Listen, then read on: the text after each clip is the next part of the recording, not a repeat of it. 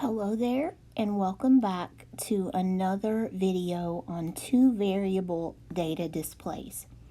We are in Module 5, talking about displaying two variable data, and we have looked at some terms. Another word for two variables is bivariate. We talked about trends and labeling our axis lines. So we're going to use all of this information in today's video. We also looked at how to make a table, how to read a table. We practiced doing that. And so now we are up to creating a scatter plot. And I have given you some data already in a table that we will use to create our scatter plot. And you should have this already in your student workbook. Everything is drawn out for you. So let's go ahead and get started. Step 1 is to choose X and Y axis labels.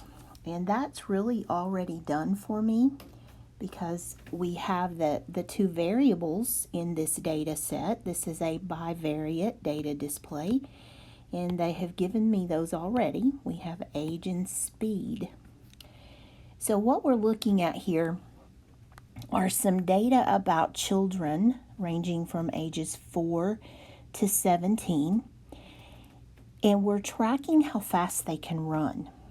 So what this is saying to me that at age 4, the average child in our study could run 1 mile per hour.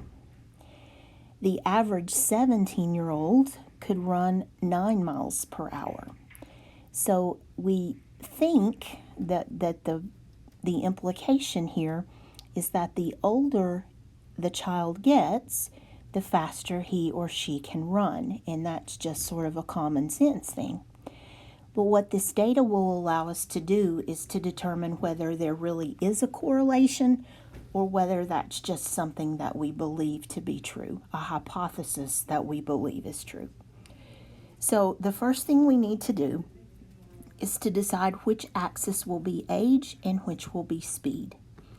And in this particular case, whoops, I'm sorry, didn't mean to do that. We're going to put, it looks like, do I have enough? Usually the age would be on the, let me count here, 1, 2, 3, 4, 5, 6, 7, 8, 9, 10, 11, 12, 13, 14, 15, 16, 17. Yes, I'm going to put the age down here on the bottom line. This is the horizontal axis. So I'm going to go ahead and mark off my scales. And to do that, you always want to ask yourself, what is the minimum age? And in this case, it's 4. But I'm going to start at 0. We have enough room to do that. So we'll let this be the 0 mark. Here's 1 year, 2 years, 3 years, 4 years, 5 years, 6, 7, 8, 9, 10 years.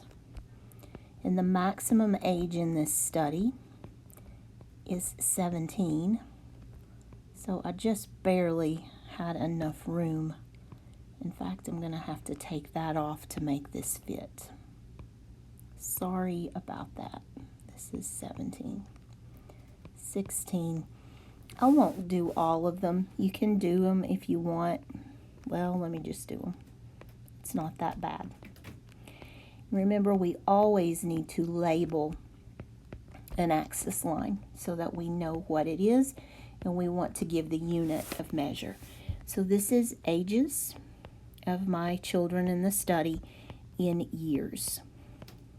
We're not looking at months. Sometimes studies involving children, infants, will be measured in months, but this is years. And then on the vertical axis, we are looking at miles per hour, how fast the children can run. And the minimum would be 1 mile per hour, all the way up to 9. So I'm going to go up to 10 just to have a good range. And again, you don't have to label each one of these. That is entirely up to you. I usually don't because all of that crowding kind of gets to me. But this is their running speed in miles per hour. So we're talking about how fast children can run. And so we have developed our scales on this bivariate graph. So to do the next thing, I need to look up here at my data, and I'm going to read this vertically. This is a little bit different, so let me show you how to do this, just to be sure. A 4-year-old, the average 4-year-old, according to this data, can run 1 mile per hour. A 4-year-old can run 1 mile per hour. So I'm going to zoom in down here again. Remember, ages are on this line.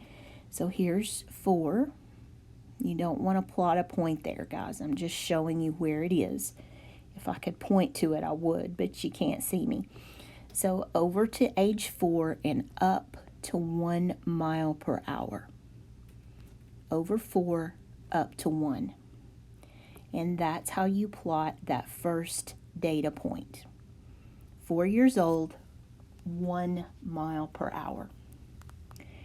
Okay, let's look at the next child in the study, who is 5 years old and can run 3 miles per hour. So I'm going to move over to 5. You always go left and right first. In this case, we can only go right from 0. So 5 years old, this child can run 3 miles per hour. So you see, I'm just putting points that correspond to each of these relationships.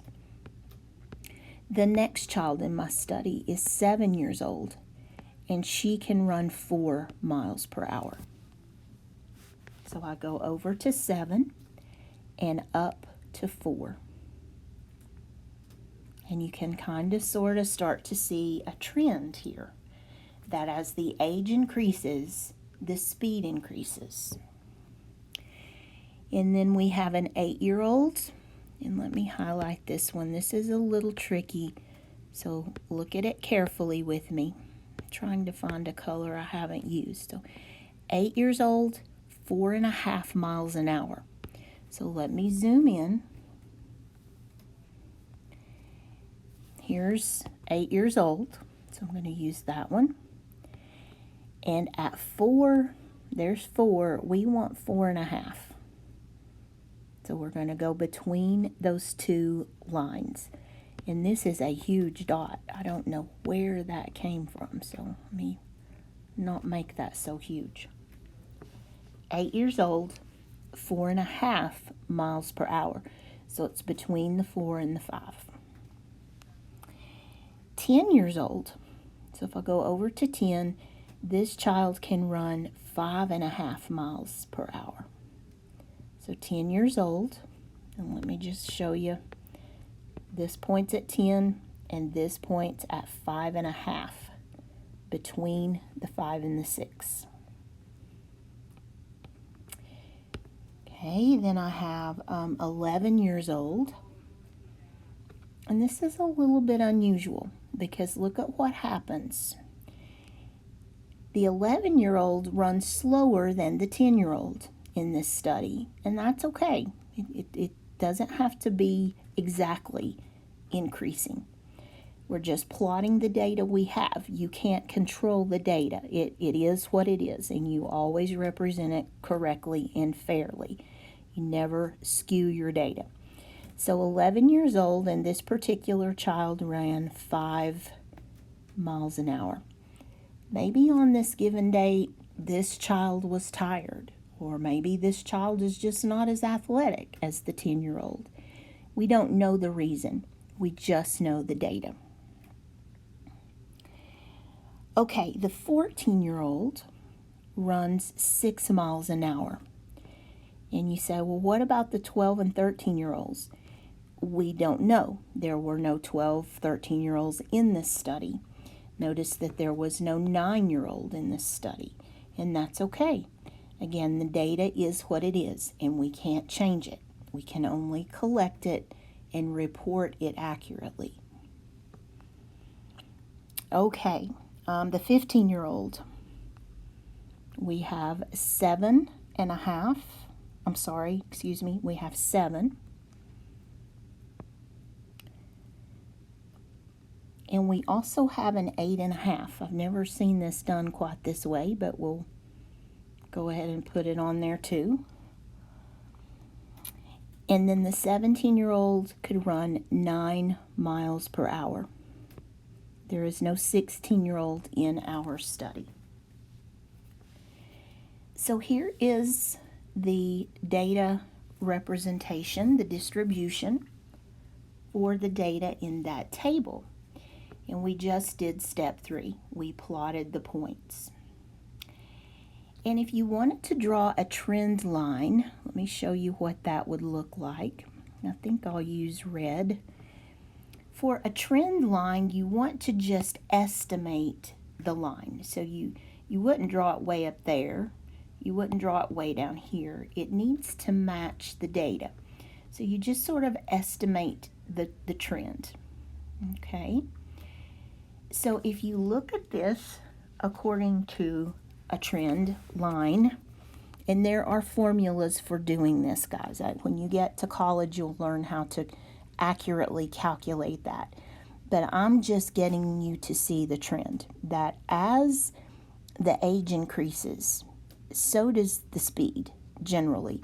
Now, we have a couple of outliers that are not on the trend line. They're not hugging that trend line.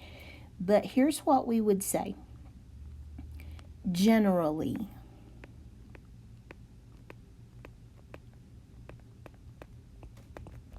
there is a positive trend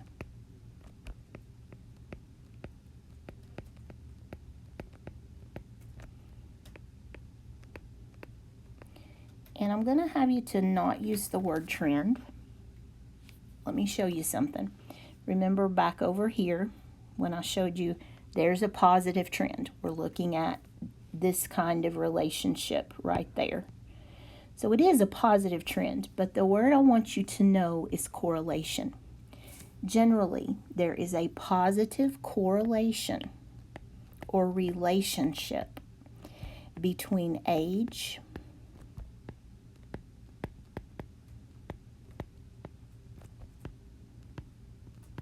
and running speed. So you might have 5 multiple choice answers on a test that are sentences like this. And you would have to figure out which one of those sentences correctly describes the trend.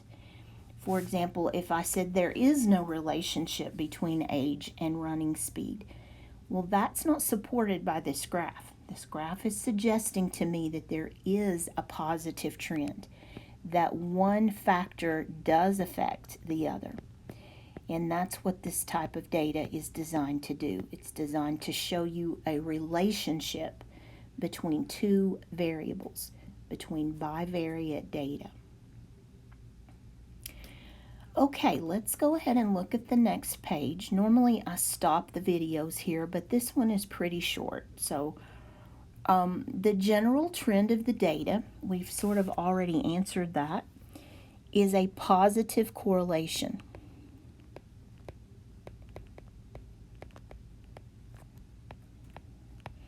And does this make sense if we think about this as common sense thinkers? Yes, it does make sense. I would expect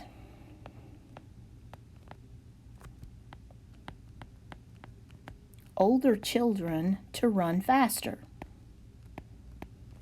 And there are lots of reasons for that. Their brains are more developed, their motor control is more developed. So yes, I would expect, just from living life and from observing children in everyday life, I would expect the younger children to run slower. You could say that also. but there is a positive correlation, and it does make sense to me. So applying that same common sense, what kind of trend would you expect for data showing the daily pollen count?